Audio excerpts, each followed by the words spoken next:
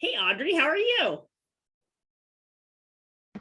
I'm good. How are you doing? Good. It's good to see Long you time no again. see. I know, right? Yeah, thank you. These have been helpful though. It's been nice. Oh, good. I'm glad to hear that. Kind of Well, good. adds a little bit of, I don't know, support behind some of your thoughts and Yes, some good, good good. brainstorming for future, especially with the board responsibility one that we just recently had. I felt like there was a lot of good pieces I was able to take out of that. So Oh, good. I'm glad to hear that. yeah. Well, good morning, everyone. Oh, sorry. I think my phone's okay. Get them all turned off. Good morning, everyone. My name is Cindy Miles, and I'm the president and CEO here at the Kansas Nonprofit Chamber, and I'm excited to talk to you all today about developing a fundraising plan. And I would like to get started this morning by having everybody introduce themselves and tell me your name, what organization you're with, and what you do there. And we'll start with Audrey. Well, hey there. I'm Audrey Carlson with the North Central Kansas Healthcare Foundation based out of Republic County Hospital. I've been in this role since April. I've been with the hospital for about 4 years now. So moving into this new role with our foundation. So just looking for some more great tidbits and tips and tricks for all that is nonprofit boards, and just excited to be here. Thank you. Good to have you. Gretchen? Hi, my name is Gretchen Boyum with Central Kansas Mental Health Center, and I've been here about 8 months. My role is grants and communications specialist, and kind of similar to Audrey, just kind of here to learn a little bit more about fundraising and development and all the things that go into that.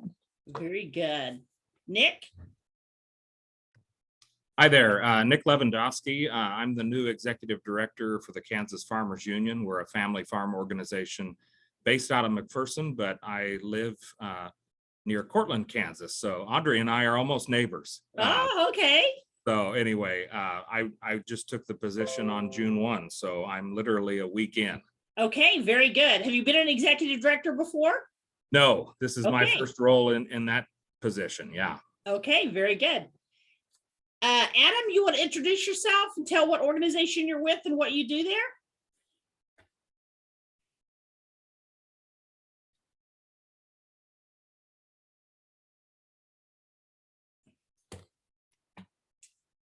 Let's see. I got a chat. Let's see if that's Adam.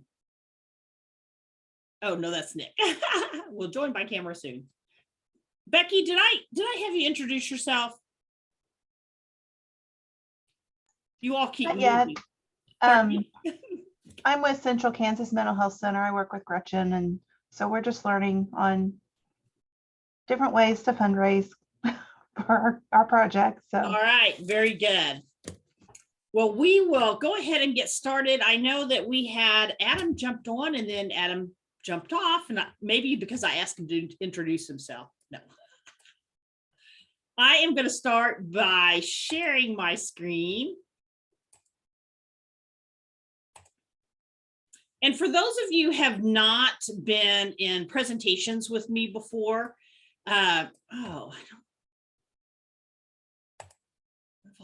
all kinds of things going on here in the background. I do like for this to be interactive, so certainly stop me if you have any questions. I will be sending out not only these slides to you after the presentation, but I will also send out a worksheet that we're going to go through as we work on it, how we identify a strategic fundraising plan. And so let's get started.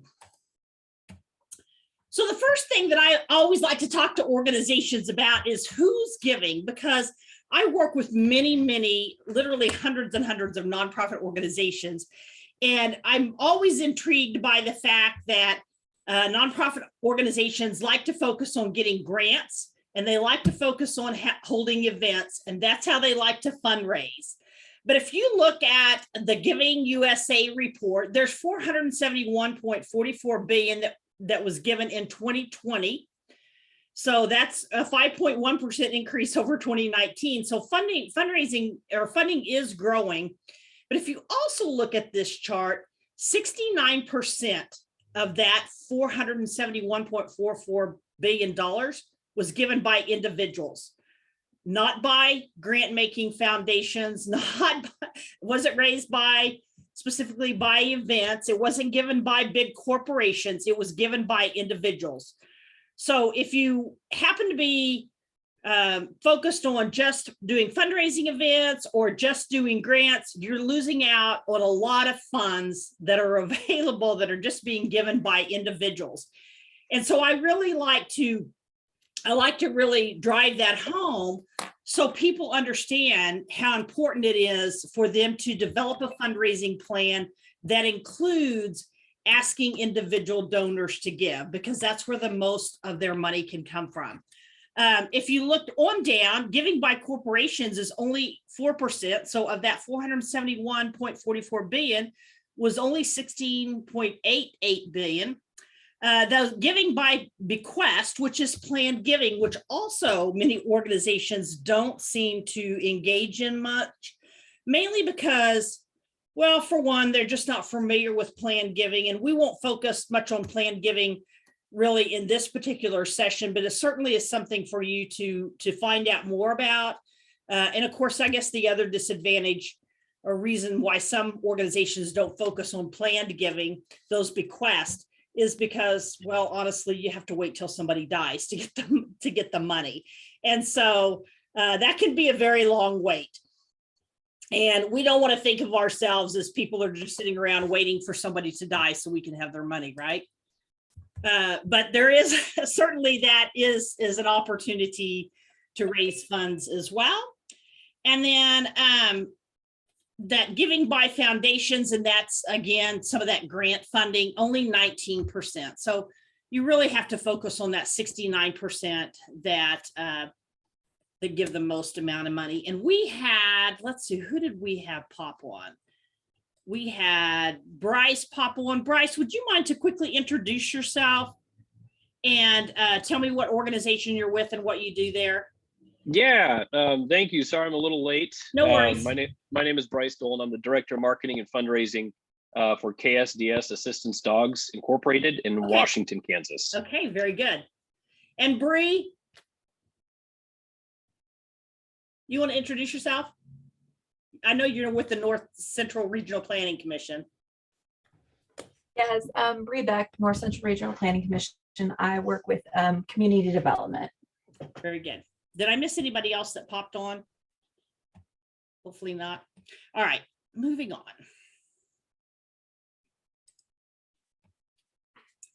So the other thing that I like for organizations to look at in regards to this giving data is that 131.08 billion is given to religious organizations out of that 471 that we talked about.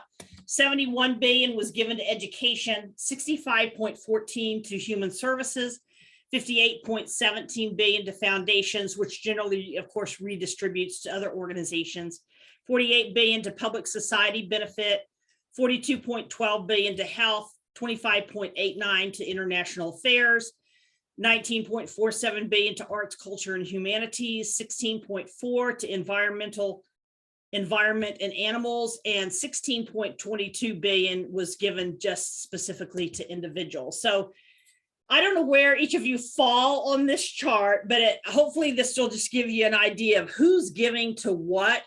And I think we'll always see religion come to the very top because, you know, we go to church, we tithe potentially, we're giving in that way. So there's a lot of people certainly are committed to giving to some sort of religious organization, and generally it's their churches.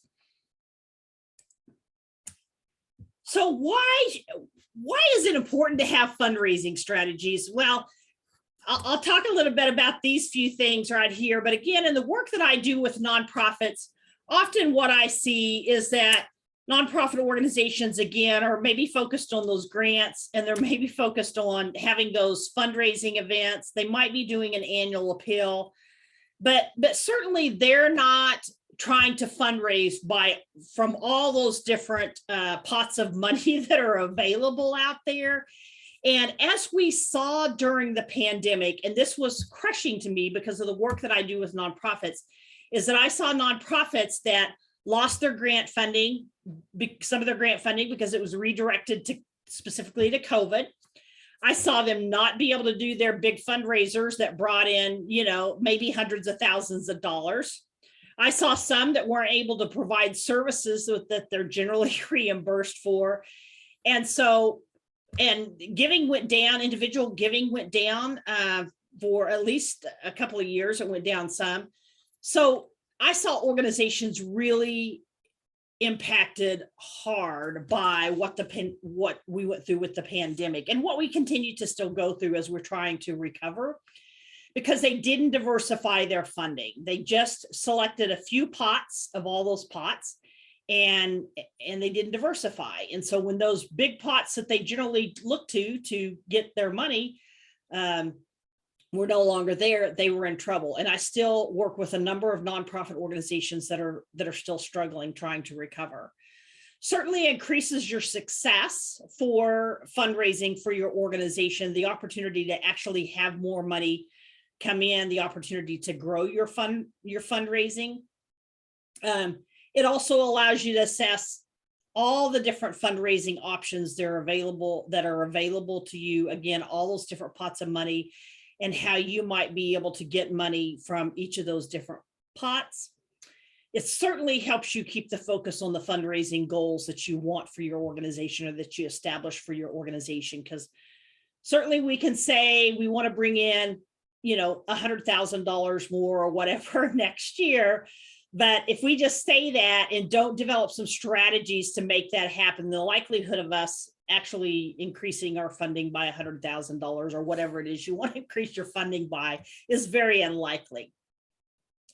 It also allows you to identify potential links to funding sources out there, and whether those are links that you might have through your board of directors or through other connections that you have in your community. Certainly it gives you the opportunity to look at who those people are, what other links do you have, what other connections do you have? And lastly, but not leastly, it really allows you to formalize a fundraising plan. So really put some good goals and strategies in place, as well as identify some tasks and some timelines. And not only that, but identify who's going to be responsible for doing all those things. Because as much as we have some of our board of directors who think it is our role as staff to go out and make all this happen, it's really not. It's equally their role to go out and help fundraise for the organization. So every board member should be involved in fundraising in some way, shape, or form. Any questions about that? All right. So in creating your fundraising plan, you really want to look at what your current income has been for the past 2 or 3 years. Where are you at with meeting the needs of your organization, and or where have you been at with meeting those needs? Where have the gaps been in the last few years in regards to your income, and whether or not you're meeting the needs of things that you want to do in the future? And speaking of future, you certainly want to look at, what are your future plans? Not only what are your future plans, but what other things might be going on out in the world that could potentially impact the revenues of your organization. Certainly none of us, I think, were prepared for a pandemic to hit that might impact some of our revenues. And I know one of the organizations that we work with had a children's home, and they were one of those that were impacted by not only the grant funding, their fundraising event, but they had very few children coming in for that 72-hour care into that children's home. So they also weren't receiving funds from the state to care for those children who were placed in emergency custody. So certainly they had no idea that they'd be impacted in all those ways on their revenue streams. You also want to make sure that you're looking at retaining existing income. So there's some expenses and stuff that are related certainly to fundraising. And I'm sure you all have heard that sometimes we have to spend in order to get money in. So, but we want to make sure that we're retaining that existing income. And then certainly setting the fundraising goals. That's part of what you'll do when you're creating your fundraising plan. We got to know how much money we need, right? So this is a list of many of the different ways that your organization can fund your organization, can do fundraising. So you've got your individual donors, and there's a wide range of individual donors. There's those people out there that might give you $25, those people out there that might give you $10,000 or might give you $50,000. There's just really a wide range of individual donors. Unfortunately, we as nonprofits often don't spend much time soliciting those individual donors because we're focused on what we think can bring in bigger money.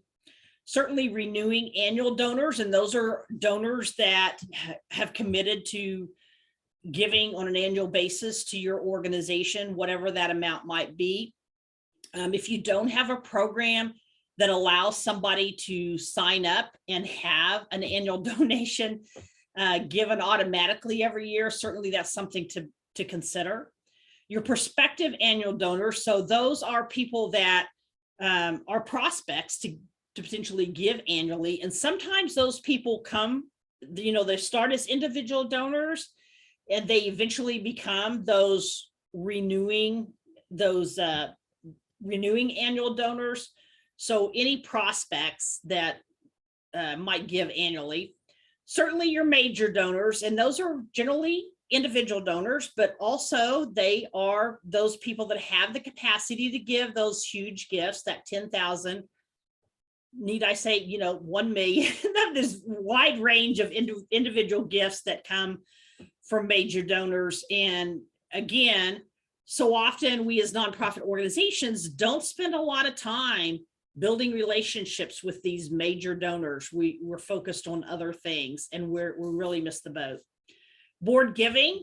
For those of you who don't know, your board of directors for your organization, they should all give something financially to the organization. They should be giving their time, talent, and certainly their treasures.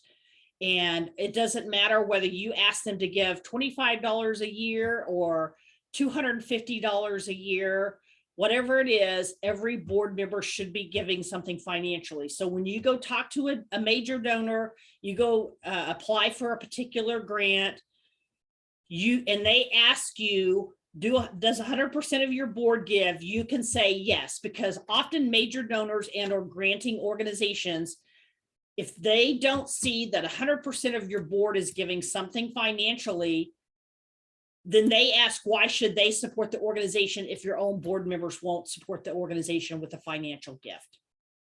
So board giving. Plan giving, I mentioned that earlier. That's those bequests and other things where you can potentially get somebody to leave you, your organization, a particular amount of money upon their death. And so that's certainly a way to bring in money. And again, as I mentioned, you have to wait for that money, but when it comes in, it's nice to have. Certainly special events, those fundraising events that I think most of us do from time to time.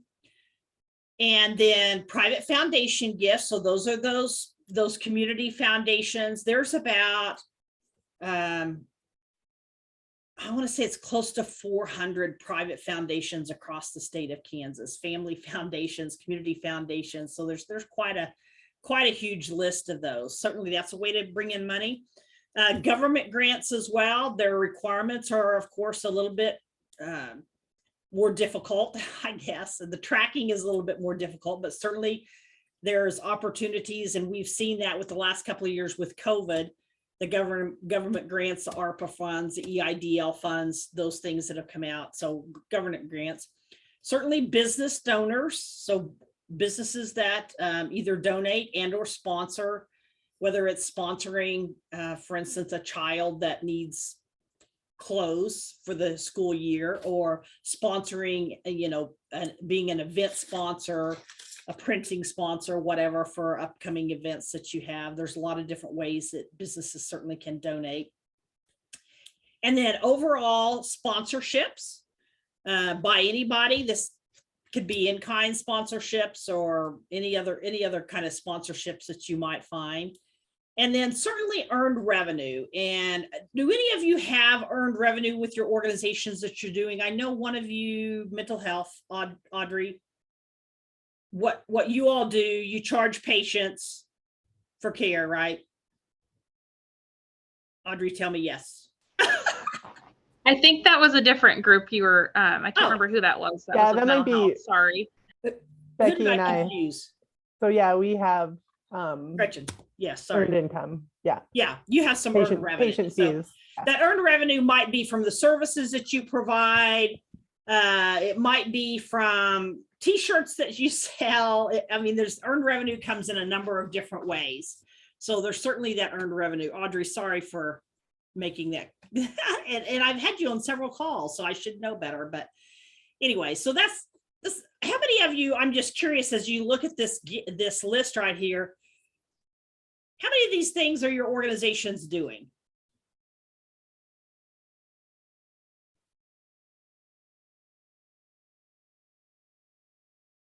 Anybody? I'm not going to pick on Nick. Oh, Nick's going to. Yeah. Okay, Nick. I would say probably less than half Okay. of these as I look at it. I wasn't going to pick on you because you said you were new, but since you. That's okay. I know the organization well. I worked for them about 10 years ago, so I still Okay. know kind of the ins and outs of things, but that would be my best guess at this point. Okay, good. Anybody else? I'm estimating about, oh, sorry, go ahead. No, that's okay. Go ahead. I'll go after you. Okay. I was just going to say, just looking at the list, and obviously still started in April, I would estimate around 5 to 6 probably. Okay. Bryce? And I'm fairly new as well. I'm in the 3rd month of this position, but from what I've gathered and looking at this list, we probably do a good number of these to save maybe 1 or 2. And I would be surprised. I wouldn't be surprised if we do that. And honestly, I'm thinking about the board giving. I just don't know all the support the board gives when it comes to monetary. I know they donate their time through board meetings. Some of them their services, but as far as monetary donations, I'm not sure. But yeah, I think I can put a check mark pretty much next to all of those. Good. I'm glad to hear that. Anybody else? We're a nonprofit, but we just typically maybe 2 or 3 of those for us. Most of our Yes. funds come from grant funds. Yep. All right. So whose responsibility is it for fundraising for the organization? Whose responsibility is it for the development? Well, it is, as I mentioned earlier, it is the staff and the board members' roles to do the fundraising. Certainly they need to be working together. They need to be working together as a team. And I have a totally other presentation that I do on engaging the nonprofit board in fundraising. And there's a whole lot of ways you can engage the board in fundraising. Not everybody has to be the person that makes the ask, but they can certainly offer up connections and other ways that they can support those fundraising initiatives. They certainly help you make connections in the community. But certainly making that fundraising plan together with the staff and the board is important. So the board has some ownership of that fundraising plan. And so they understand and can identify how they can get involved in that fundraising. And it's very intriguing to me because I work with very small startup nonprofits to great big, huge nonprofit organizations with, $20 million, $30 million budgets. And ironically, if you serve on a board of a small nonprofit, you're generally a working board member. So you might be writing a press release or helping check in people at a fundraising event or whatever. And when you serve on the board of a great big organization, you're really there to help make connections and fundraise. That's really all you do. So anyways, it's just important for the board to be involved and certainly being able to communicate, so that teamwork plus fundraising plan plus communication, not only out in the community, but with each other is really the responsibility for the staff and the board. So we're going to go through this creating the fundraising plan, and this is the template that I'm going to send you out as a working document that you can work on with your organization. And what this template does, and there's 2 pages to it, so we'll go through both pages. But I like to give people a template that they can kind of work through. And so let's have Gretchen. Gretchen, you want to be my example today? Sure. Okay, thank you. So what we're going to do in creating this fundraising plan is, if you see over here in the very left-hand side, we are going to set a financial goal for each of these different pockets, places that we can bring in money, okay? So first of all, we want to set an overall goal. So what's your overall goal, Gretchen, to fundraise next year? You can make one up. Like, so not just by category, just overall. Overall, yep. Okay, let's say $3 million. All right, That's a big goal. Gretchen wants to raise $3 million. Gretchen, here are the ways that you can raise the $3 million. As we talked earlier, individual donors, major donors, board giving, those special events, those private foundations, the government grants, the business donors and sponsor and earn revenue, okay? So let's get an idea how much money you think you want to raise from individual donors, how much from the renewing annual donors, and how much from prospective annual donors. We're going to make this equal $300,000. Like, how much do we want? Like, ideally, or Yeah, just ideally. realistically? Just play along. How about if your goal for renewing annual donors is I don't know, $10,000. Does that sound good? Sure. And your goal for prospective annual donors is another $10,000.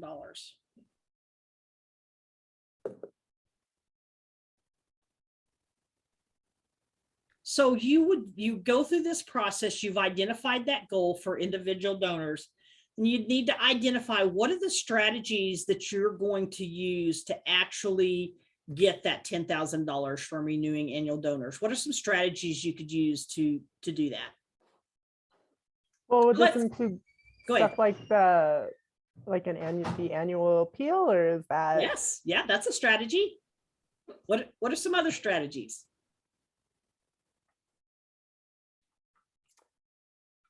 General kind of outreach, like ongoing fundraising, like throughout the year, if there's other opportunities for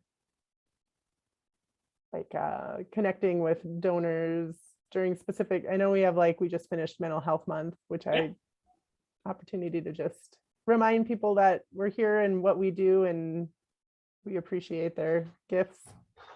Yes, yes. So ideally you would think of, then Gretchen's come up with a couple of some of those strategies. Then you need to identify, okay, if you're going to send out an annual appeal, let's say for prospective annual donors, you're going to send out an annual appeal under your strategy, one of your strategies. You need to come up with an idea of the number to be solicited with that annual appeal, because if you send out 100 annual appeals, they're not all going to come back with money, right? Unfortunately. So you really need to kind of identify from your prospect list how many of those people you'd need to solicit.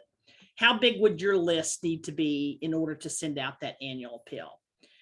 And then you can certainly look at some history if you've done an annual appeal in the past to see what your return rate's been, because that varies from how you write your annual appeal to, how many people you send out, all that, and identify what your average gift or what kind of average gift you've received in the past or you expect to receive. Okay. And then what's the total income that you'll then expect to raise from those prospective annual donors.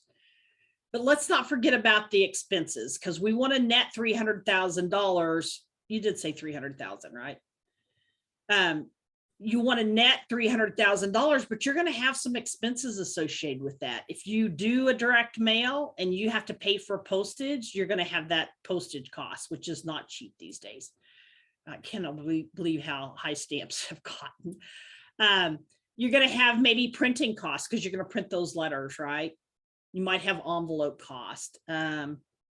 Depending on whether you have your own list or you potentially buy a list, you might have a cost associated with buying lists. Does anybody buy mail list? Prospective donor list? No. Okay.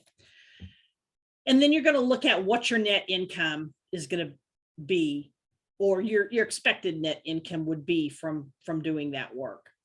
And then you've got to identify when are you going to do that? So what's the completion deadline? What role is staff going to take on for that? And what are you going to depend on your board for? So maybe depending on the board is, can you give me a list of all the connections that you have that you think might give to the organization? That might be something that you depend on the board for. You might depend on the board if you're going to send out 5,000 letters. You might depend on the board for stuffing envelopes. I don't, that can vary again from organization to organization in the size. Okay. So if let's say you had a goal of 10,000 for your prospective annual donors, and you expected your average, let's see, how many you want to solicit, Gretchen? Let's say like, I don't know, 300. Okay, people. so you're going to solicit 300. Let's say you get, I don't know, 5% of those back, okay? And they give you an average gift of $25. Are you doing the math on this, Gretchen? I'm not doing it. I'm just Not fast enough. That's okay. No. Don't worry. We'll guess at it, right? Unless we've got somebody else that's doing the math on here. Bryce has got his head down. He might be doing the math. And then, so we spent $200. I trust my numbers. Oh, that's your numbers. Okay, so we spent $250 in expenses, and then we had a net income of, I don't know, whatever the number is.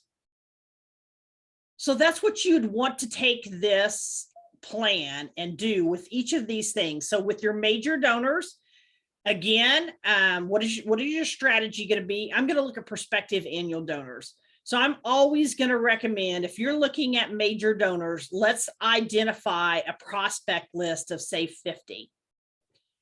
And while you need to cultivate relationships with your bigger donors, right? You might not realistically be able to really well cultivate a relationship with 50 donors in a year, major donors, but you might be able to identify your top 5 or your top 10 and really focus on having meetings or getting your board to have meetings with, or you and somebody else within your organization or whatever, to start cultivating that relationship with those major donors. You can start with 5 or 10, start small, that's doable, and start really creating some strong relationships. If you don't already have those, some of you probably already have those. So then what is that going to look like? How many of those are you going to solicit? What are you hoping the average gift is going to be? Again, we're hoping that this is going to be an average gift of $5,000, an average gift of $2,500. It's going to be a bigger gift. It's not going to be the $25, okay?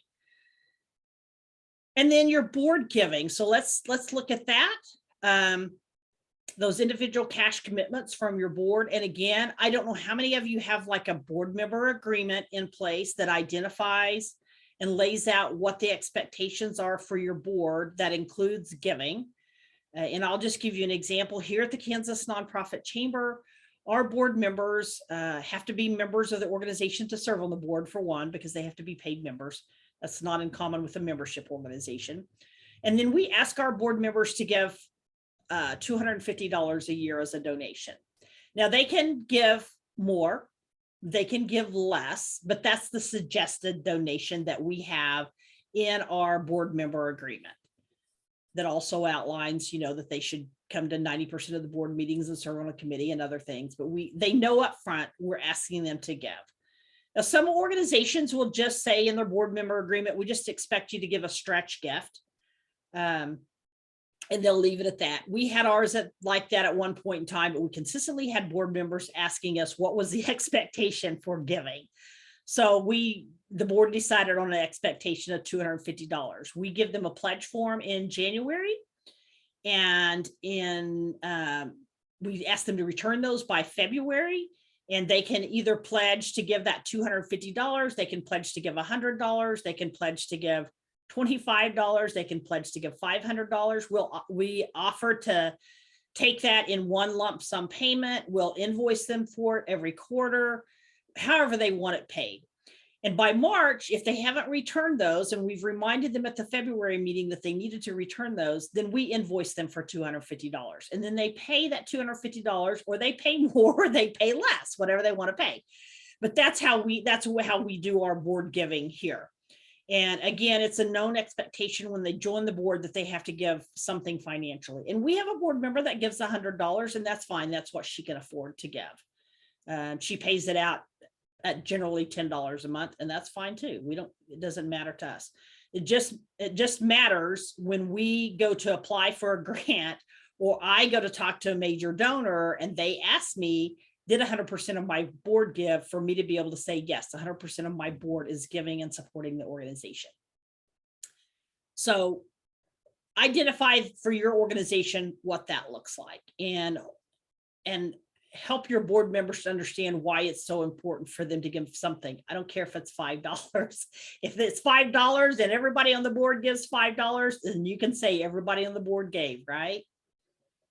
And I have a little story about an organization, and Audrey, I apologize because you may have already heard this, about an organization that I went and asked for $30,000 for a coalition here locally related to child abuse.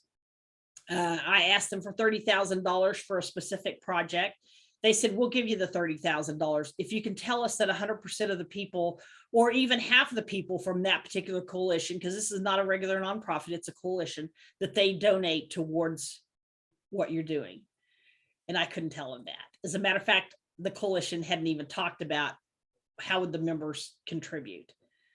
So I went back and set off an initiative really to get people to become members of the coalition and be willing to give something in order. So if I go out and ask for funds, that I can say, yeah, we've got this percentage giving.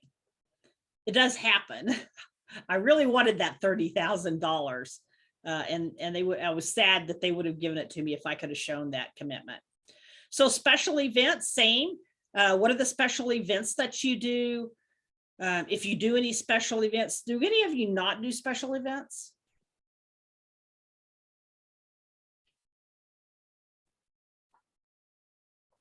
We haven't really done any special fundraising events. Okay. So, no.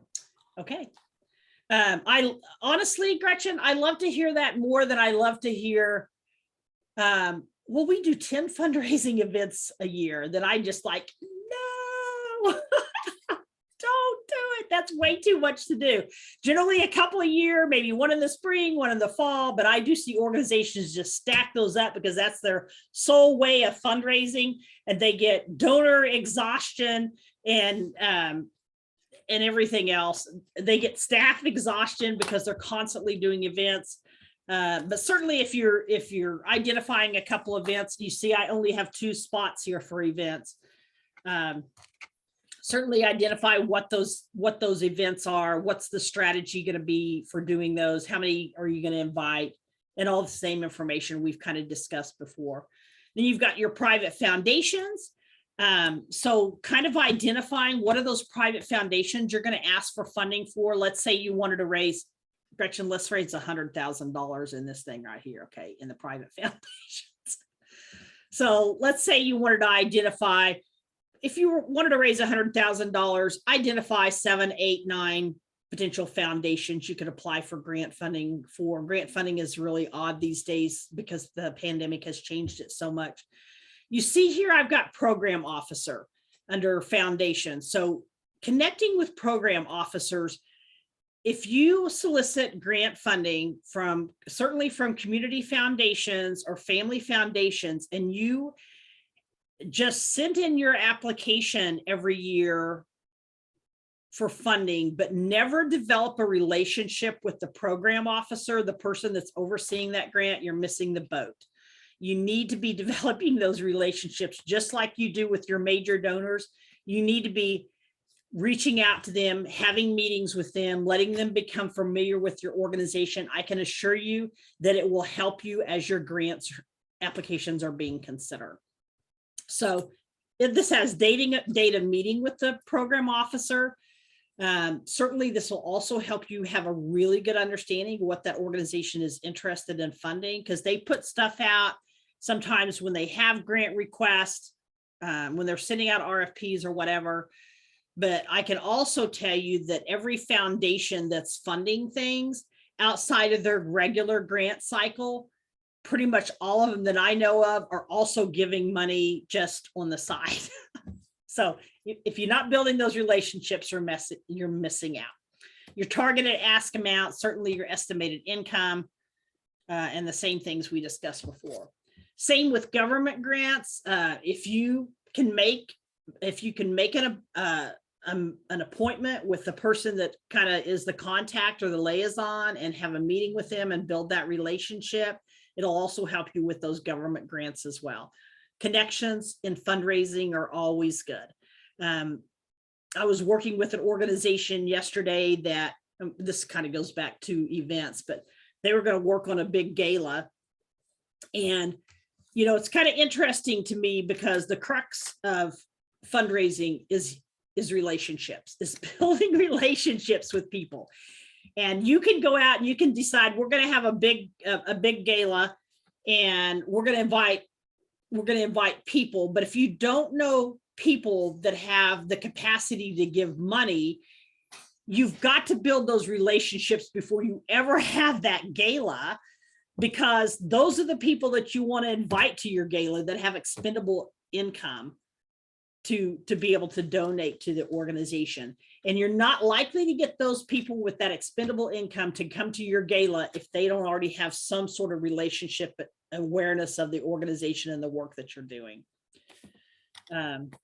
Anyways, same with business donors and sponsors. So looking at your small local businesses, what is your strategy going to be? And again, this depends on the size of your organization. Some strategies of some of the little sport teams that I work with are put together some sort of a sponsor flyer and go hit up those small businesses, call those business owners and say, you know, will you sponsor this sports team?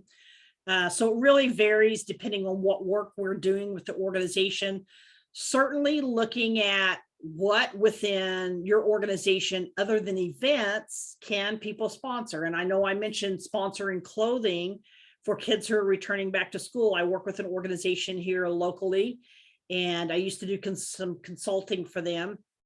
And one of the things that we developed was different sponsorship levels. So sponsoring a kid's shoes as they return to school, sponsoring the whole outfit as they return to school. So sponsoring, you know, that gives a donor some potential, like, oh, I'm going to be able to pay for a child to have a new outfit to return to school. So thinking about different ways that you can certainly do that within your organization. You know, what are the things outside of events that those businesses can sponsor? And again, how many are you going to solicit? How are you going to solicit them? What's your target ask amount? Are you going to ask every small business that you hit up to donate $250 or provide $250 in kind donations? You know, what is that target amount? So working through, so you really have an idea of that, you know, Gretchen, you're netting after all these expenses and stuff, that $300,000.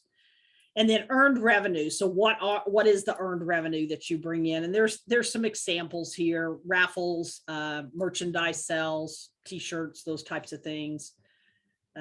Anyways, there's lots of different ways that we bring in earned revenue. You probably have some of you have, you know, ways that you do that. So questions about this template. Does this seem like a good tool for you? Can you see yourself using this? Bryce, what do you think? Nick says yes. Yes, I see a thumbs up. Good, good. I like this tool. And believe me, over the years I've been working with nonprofits, I've looked at lots of tools, but I like this tool because it really breaks things down and gives you something to work on not only as staff, but with your board and go through that process of really identifying how you're going to diversify and what's the reality of how many people you have to solicit or the work that you have to do in order to bring that money in. So what do you think, Gretchen? You think by the time you get through this, you can raise your 300,000? Yeah, I mean, I think it's always nice to know, like, specifically like what the work is, like, Yes. you know, who do you need to be asking? And I mean, we've not been doing a lot of fundraising for very long. So I think kind Yes. of wrapping our heads around the idea of like, if you are soliciting people for gifts, like what is that number? Like how many people do you really need to be Yes. connecting with to make Yeah. sure that you're Yeah. getting the income that you need?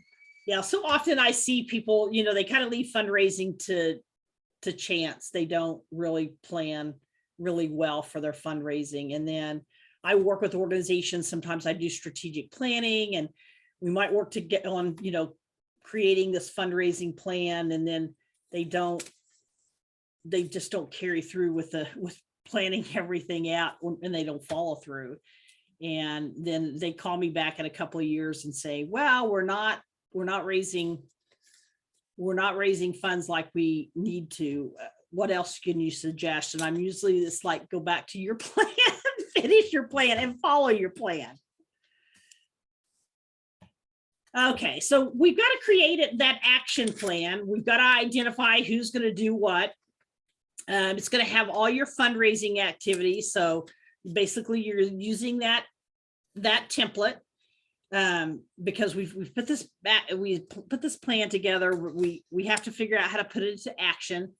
We have to look at what are the resources that we're willing to allocate in order to make the plan happen. There's nothing that makes me quite as crazy as going through the process of creating a plan and then it never happens. I work a lot locally with the planning commission here in Wichita, and yeah, if we're gonna create a plan, let's make it happen. So you've got to be able to commit that staff. Certainly staff's going to have some time. And I know we in the nonprofit world, I don't know if we ever have enough time, right? But we're going to have to be able to commit to that. And the board's going to have to see that we're going to have to commit to that as well. We've got to have time. And certainly there's got to be some financial investment, whether it's in stamps or envelopes or taking a prospective donor, a major donor to coffee or lunch or sending them a card for their birthday. And then part of that creating the action plan is certainly, and as you saw back on this template, is creating that overall timeline. So we've got these application deadlines, these proposal deadlines, these completion deadlines. So we've got to identify what are those deadlines going to be, and hopefully you'll take those and put those in some sort of a timeline, some sort of a calendar that will help you stay on task. So creating a development program overall, so because you've got to have the tools to be able to support you as you go out and you make these asks or you solicit these funds. So here's some of the things that you really need to make sure that you have in place. Your organization needs to have a clear mission and vision. So not only a short, clear mission, what are you doing on a day-to-day basis, but that longer vision that you can share with your potential donors. So here's where you're at now, but your vision is, where do you want to be if everything that you do is done well and done right? What will change in the world? What does your organization want to look like in 10 years? How are you changing lives? So again, think of the mission, that day-to-day work, vision, long-term, how are you changing the world? That's got to be clear. You have to be able to communicate that clear with donors. You need to have a case statement. And if you're not familiar with case statements, the case statement really kind of outlines your organization, the work that you do. Might have some stories about the people that you've impacted, might have a few data points, but it's certainly not going to be filled with data points. People are moved not by data, but by stories about how we impact lives, how we're making a difference in the world, and then sometimes by data. And again, donors give for lots of different reasons, so really varies by the donor as well. Certainly an elevator speech that's no more than 2 minutes about why you support. Now, I like to have people develop their own little speeches. Nonprofit organizations, I've seen them try to develop a 2-minute elevator speech or a 1-minute elevator speech and give it to the board members or whoever, other staff, and ask them to memorize it. And I don't think it works very well. My memory is terrible. And so I'm better off identifying my own little elevator speech. If somebody asks me about the Kansas Nonprofit Chamber, what we do here, why we do it, and why it's important to do. And I let my board members do the same.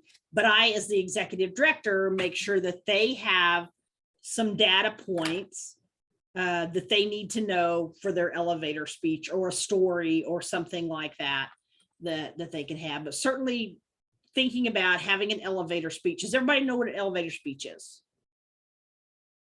Yes. Okay. Speak up in the chat if you don't. I won't tell anybody.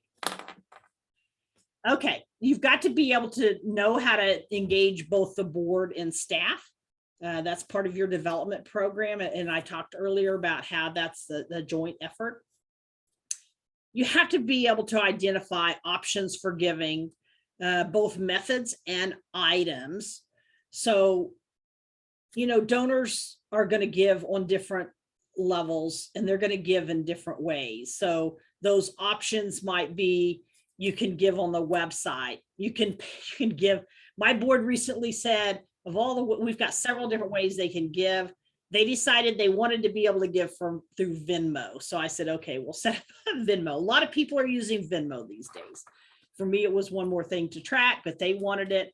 And so we brought in some donations through Venmo, but certainly thinking about what are the different ways that you can give for people to give. And then educating them not only on different ways that they can give, but different things that your organization takes, and having an idea of what is your organization willing to take in donations. I know here at the Kansas Nonprofit Chamber, we get donations of items, office supplies, furniture, other different things that sometimes we keep, sometimes we distribute to other nonprofit organizations, but we have to have policies in place about what we're willing to take. If somebody wanted to give us a building and the building was crumbling, I don't think that we would take that crumbling building, but some organizations, they might. So you just need to, be able to identify those things. And then communicate a clear and consistent message. So you know how to tell the story about your organization. Welcome, Angie. And certainly using a team approach. So figuring out, how you're all going to work together as a team. And then making sure that development program certainly includes stewarding donors, sending out thank yous, writing thank you letters, doing phone calls, whatever way it is that you provide thanks to your donors, whatever way you appreciate them. You don't want to forget about that. And I have been surprised over the years that I've had some people tell me, some donors, that they've given sizable gifts to some nonprofit organizations that they never even received an acknowledgement. So the other thing I guess I'd mention on that is, don't let that come 6 weeks or 8 weeks or 2 months, 3 months or whatever after that gift has been given. I do these nonprofit tips on social media pretty much every day. And that was one that I put out there recently, is not to forget to don't let that amount of time go by and not thank your donors. So the other thing about creating a development program is certainly thinking positive. So we all know, as we do fundraising, rejection happens, right? No, we're never going to We're never going to get 100% yeses, unfortunately. And we have a fairly new grant writer here at the Kansas Nonprofit Chamber, and she came on board and she's written grants and she's been denied and she's been denied. And she's like, I'm determined I'm going to get some money into the organization. And I just keep reminding her that we all experience rejection. We've got to know that, this, maybe it was not the right time to ask or whatever. So we got to stay positive about all of this development we're doing. Certainly have fun in whatever ways that you can as you're, doing development. Learn how to enjoy it. There's Bryce again. Certainly you have the opportunity to integrate development into all activities and programs that you do. So think, brainstorm, whatever, about how you can educate people, organizations, companies, whatever, about giving to your organization. It could be you're having an event and you've got some donation envelopes that you lay on the tables at the event that gives people the opportunity to give. But whatever way that is, think about how you integrate that into the work that you do. And then also think of providing opportunities to support a worthwhile mission rather than hitting people up for money. That's one of the big things that people struggle with trying to overcome is, I don't have it in me to ask people for money. Well, if you think of it more of in the perspective of you're asking people to support the great work that the organization is doing, you're asking them to care about changing lives, or in my case, helping nonprofits, helping the community be served better or whatever.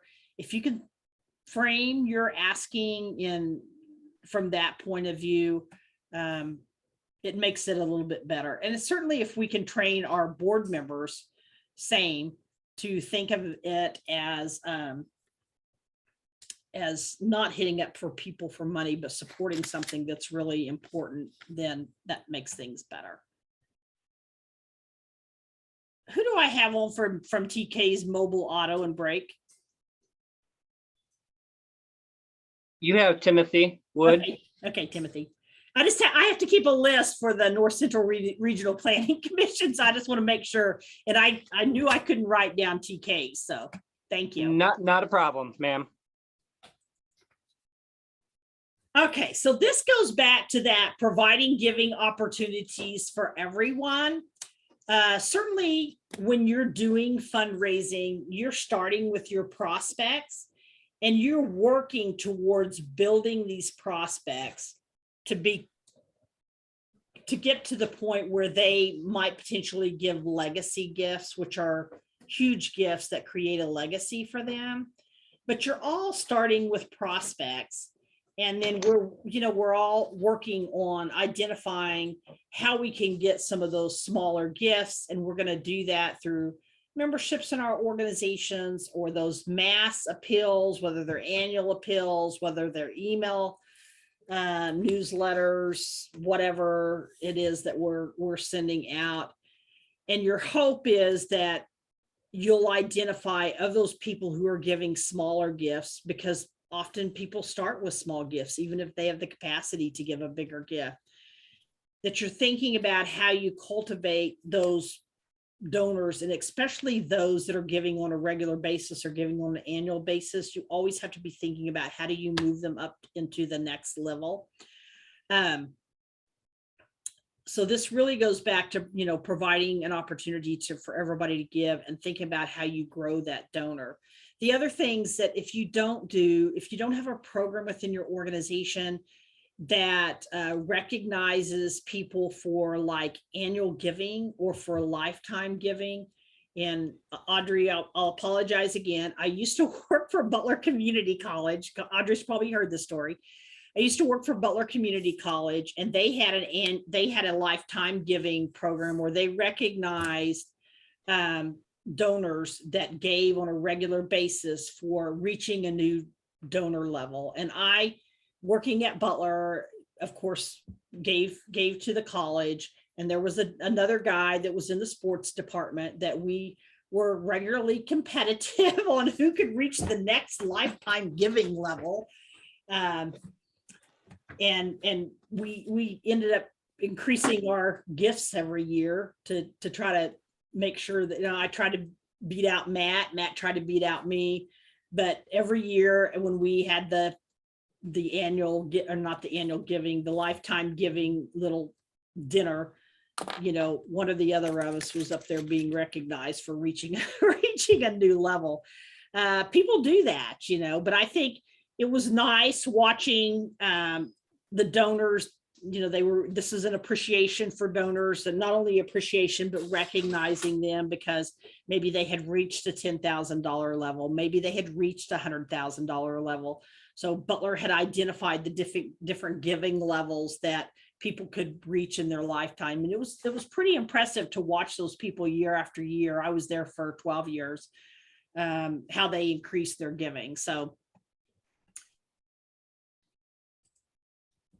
okay, so where do you find donors? Well, number one, we have to rely heavily on our board members for helping us to make connections. That's one of the big roles for board members anyways, is to help us connect with those potential donors.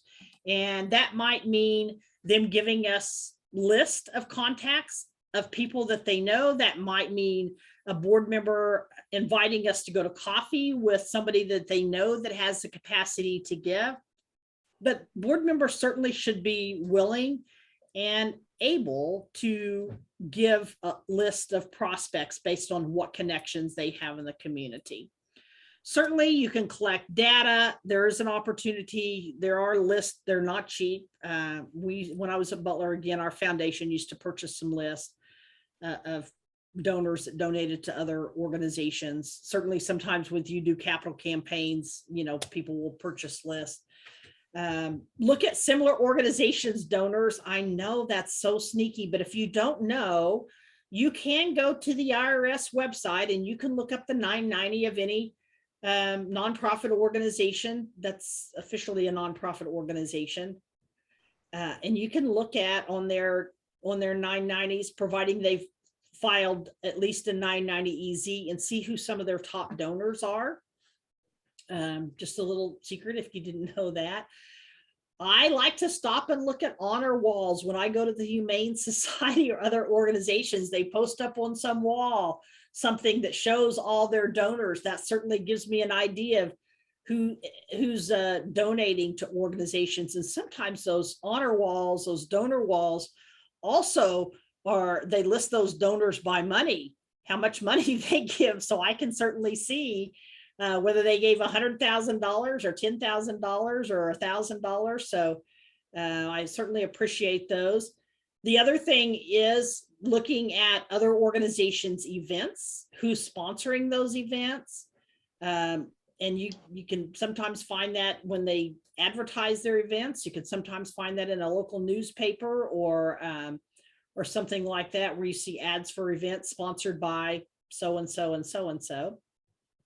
Certainly community connections. So your friends of friends, other people that might be visiting the community, you can certainly connect with them. So all those different types of community connections and ways that we connect with the community. Churches sometimes are good places to find donors. And then certainly businesses, and identifying people within businesses.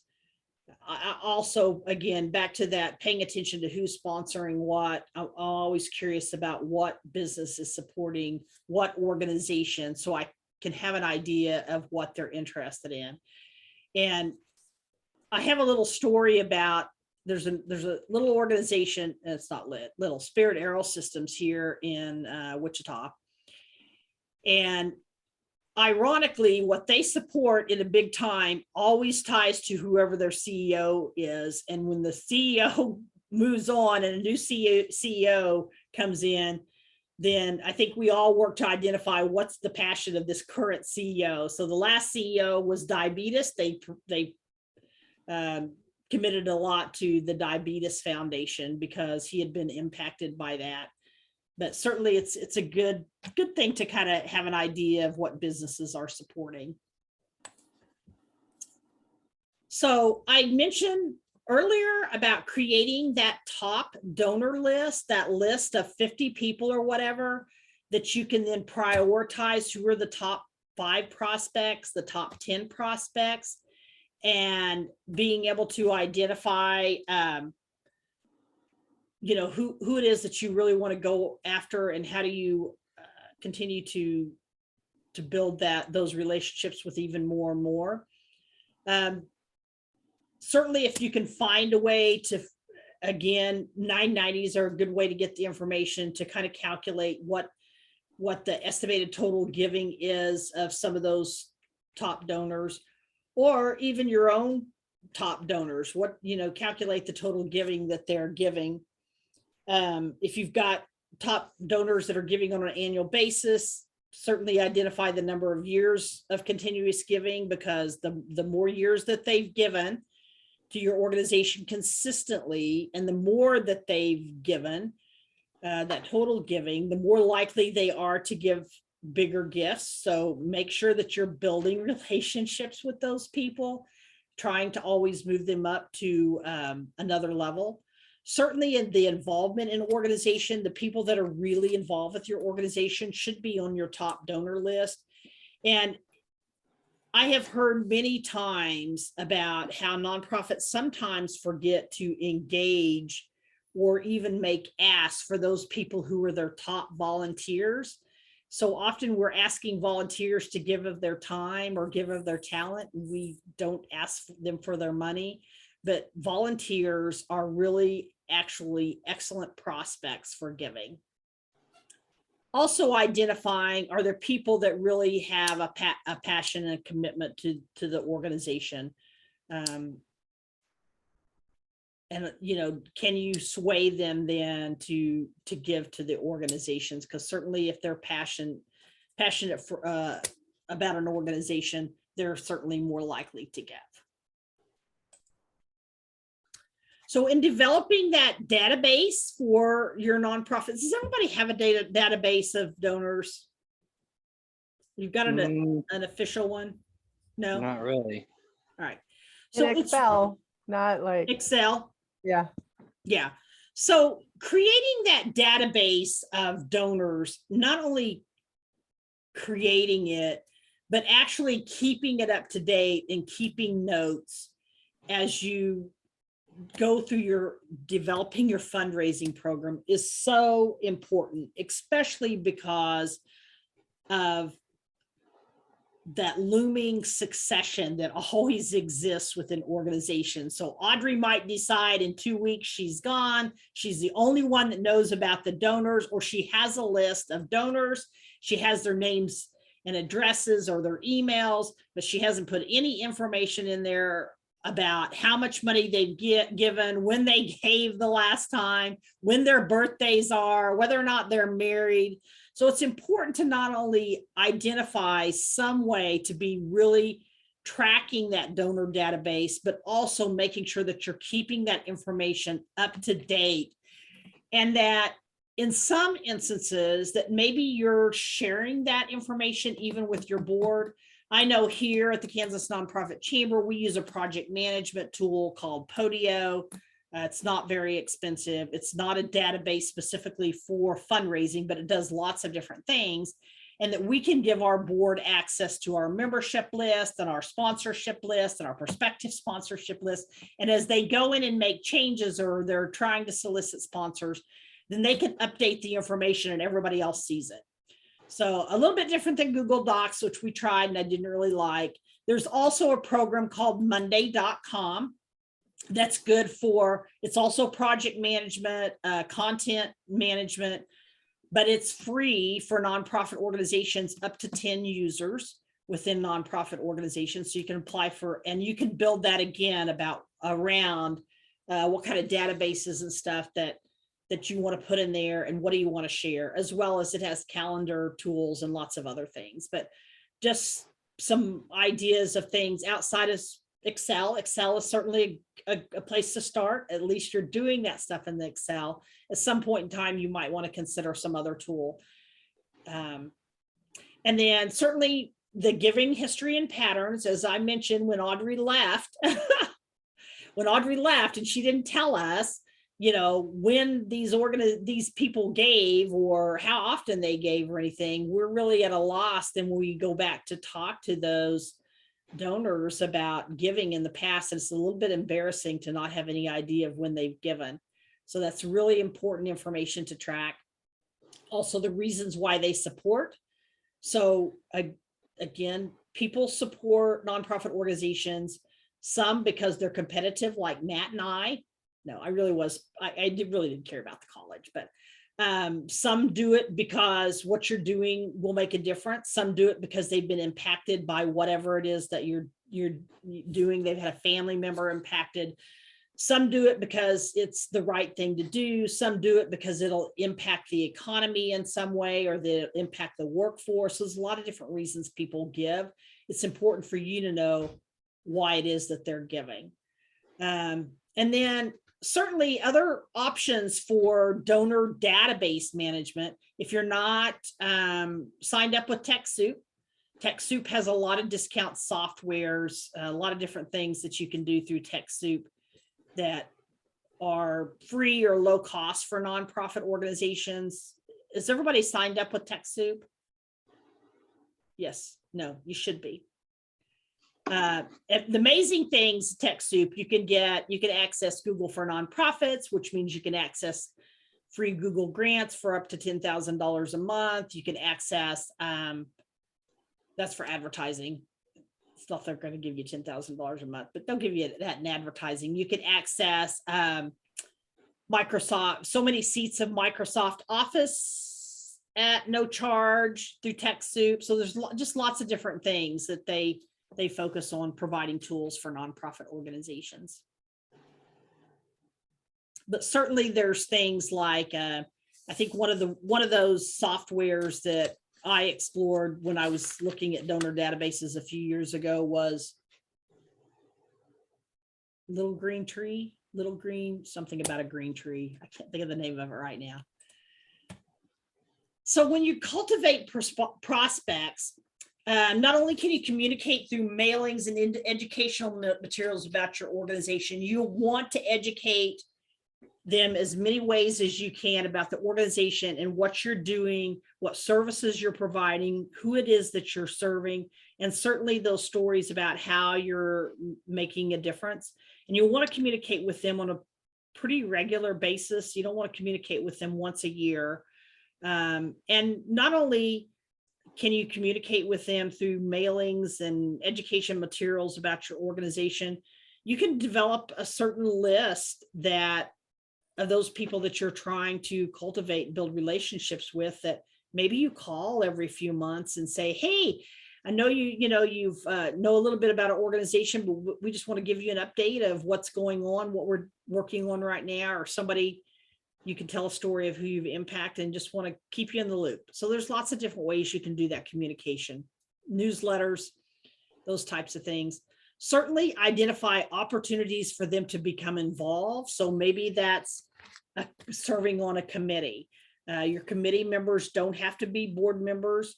Certainly engaging people in a committee is a way to create a pipeline for your board, for future board members.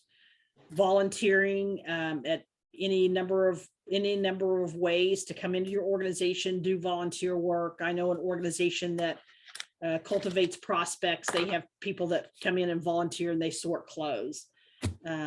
Certainly engaging them in events, the planning of events, the participation of events, helping out in events, anything like that. That's those some of the ways. So why donors give, and again, this is a few of the many reasons, but some give because they just think that's important to meet basic needs of people in our community. And going back to that organization that solicited sponsorships for that child to have a new outfit when they return to school, that's a basic need, having clothing, right? So some do that because they think it's important that we house the homeless, or we clothe the kids, or we provide a shelter for women who have come out of domestic violence or whatever. Some give because they just want to make the community a better place. Some believe that, you know, they should help those that have less. So maybe they've, you know, they've earned a certain amount of money in their lifetime, and they think, well, they can bless other people, and so they do that. Some really want to bring about a desired impact or result. So maybe they want to help build the workforce. Maybe they want to, you know, help support farmers so they can grow better crops or whatever. But the number one reason that people give is because they were asked. A request for money was made. So if we don't ask, we're certainly not going to get that money. What donors expect when they give, they expect to be engaged with the organization in some way. And that, again, that might be just those updates that we give to donors. But in some way they expect to be engaged. It might be engaging them with that annual donor dinner. It might be engaging them, you know, at a fundraiser, a gala, something like that. They expect there to be outcomes for their giving, and they expect you to share with them what those outcomes are. How did what they give make a difference? Did they give enough, you know, that a kid had a new outfit for school and the kid was really excited, and the kid felt better about him or herself because they had this new outfit to go to school, or whatever those outcomes were. Be prepared to share those with the donors. They also want organizations to be accountable. So both fiscally and ethically, they want accountability from those organizations they donate to. I have another little story back to Spirit Aerial Systems, and I don't know if any of you are familiar with Spirit, but there used to be a gentleman out there that oversaw the giving that the organization did, and he sat down with me one time and he told me, and I love this guy dearly, but he told me he literally hated it when nonprofit organizations came in to talk to him about the organization and asking him to give on behalf of Spirit Aerial Systems, and brought in a gift and some fancy, very expensive case statement and other materials that he could tell that they invested a lot of money in, because if he was going to give to that organization, he wanted the donations that went to the organization, the revenue for that organization to be used for whatever their mission was, not to buy him gifts and not to print very expensive materials to bring in, give him to ask for money. Because then he wondered, like, how much of the money that I'm going to potentially commit is actually going to go to the mission. So people want you to be accountable. They want that regular communication. They want to know, especially if they're giving big gifts, what's going on with the organization. And again, I mentioned several ways that they can do that. And then they want transparency from an organization as well. So ways donors can engage, certainly they can engage by giving. They can, that means believing in the cause, feeling like the organization really depends on them for their giving, that they're really making a difference by giving that gift. And certainly sometimes they know somebody that's been affected by the cause. I worked with an organization here that helped people that were in recovery from alcohol, and they had a couple of board members that simply served and donated and all because they had parents that had been impacted by alcoholism. And so that certainly can make a huge impact on giving if they know somebody that's been affected. Certainly by doing and engaging in those events, teaching about how you get things done. So they like to know how things are done with an organization, and meeting and interacting with those impacted. And then communicating, you can please communicate on a regular basis, but keep those communications short. They don't need to have, if you make a phone call, they don't need to talk to you for 30 minutes, but it's okay to give a quick update. Don't always ask for money. And this was another thing that I wrote about recently in a nonprofit tip, is when you send out a thank you for a donor, you probably shouldn't include another ask in that thank you. I have seen organizations do it, but I think it's certainly, not best practice. So you can build that relationship with donors. You can meet with them, you can have coffee with them. Not every conversation has to be about asking for money. You really have to kind of judge about when you think another good time is to ask for money. But I laugh about, I had a conversation with a gal that I'm involved in an organization with, and she said, every time I call this guy to ask to just talk to him or whatever, he says, what do you want now? Just go ahead and tell me what it is you want. And he gives a lot, but she's earned that reputation that every time she calls, he knows she's just going to ask for money. So invest in content and strategy. So think about, what really, as you're communicating, what it is that you want to communicate and how you're going to do that. Be cautious about over solicitation. That goes back to that, don't always ask for money. And again, follow up with the impact of their donation and how that has made an impact in the work that you're doing. Think about what the donor values, what it is they want, why it is they're giving when you're engaging them versus just talking to them about the needs of the organization. So talk to them in that terms of, here's why your donation made a difference, instead of always talking about the needs of the organization. You also can ask donors, what's important to them. You can certainly learn what's important to them, and I think you should. And then again, that impact, what is their gift going to accomplish? And don't forget to tell stories, tell stories, tell stories. Always have those stories ready, regardless of what you do in your organization, that you can share with those donors of the impact. And then lastly, just don't forget to steward the donors. Make sure that you thank them. Continue to keep them informed about what's going on. Keep that door open. Sometimes if you call them and you're just keeping them informed and you're telling them what you're working on, but you're not specifically asking for money, they may just want to give anyways.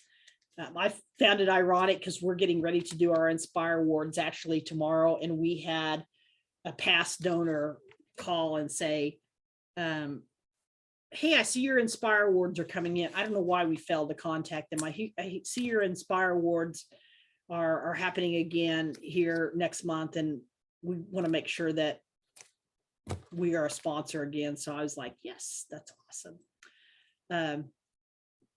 So it's important to keep them informed. Certainly continue to look for how you can engage them with the organization, which I've mentioned a few times before. Major gift activities and events. Give them opportunities to give, but thank them for those major gifts. Maybe let them participate in events. Maybe give them a seat at a table for an event that they don't have to pay for. Create that targeted communication, and then certainly educate about upcoming projects for the organizations, just so they know what the organization is doing. If you're planning on moving into a building in 3 years, or building a building, or trying to serve more people, just keep them posted and updated so they can be thinking in their minds about what things that you're doing that they might want to be part of in the future. That's it. Hopefully this was helpful for you. I've got a few minutes for questions if anybody has any questions that they want to ask. Otherwise, like I said, I'll send you out the slides and certainly the template for doing your own fundraising plan. But any questions? Cindy, Yes. do you offer trainings like this for board members, like in person or something like that, if that's something We we do. were interested in doing? Yes, and Okay. honestly, you can look on our website, ksnonprofitchamber.org, and there is a tab on there, I think it's the resources tab that talks about all the different consulting and board training that we do. Okay, I'll do that. Thank you. You bet. Anybody else?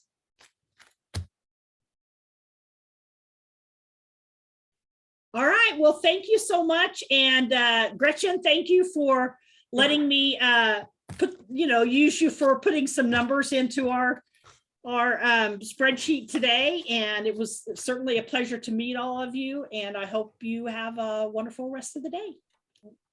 Thank you so much. You bet. Thank you. Thank you, Cindy. You bet. You're quite welcome.